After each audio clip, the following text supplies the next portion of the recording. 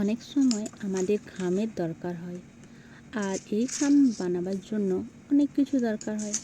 কিন্তু হ্যাঁ, সহজভাবে সহজ পদ্ধতিতে কম সময়ে এবং কি সুন্দর করে দেখানোর জন্য বানাতে হয়।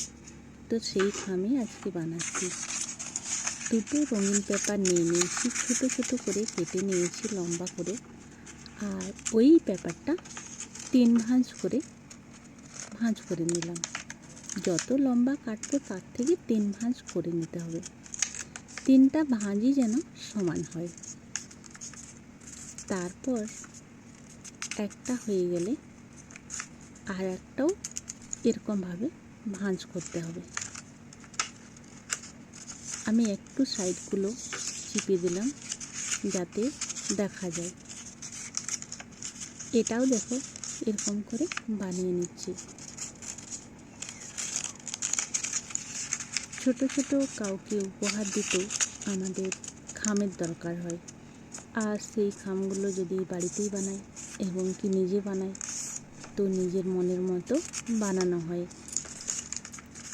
আর সেটাই আজকে বানাচ্ছি। আর এই ভিডিওটা দেখতে থাকো, তাহলেই দেখতে পাবে কত সুন্দরভাবে বানাচ্ছি।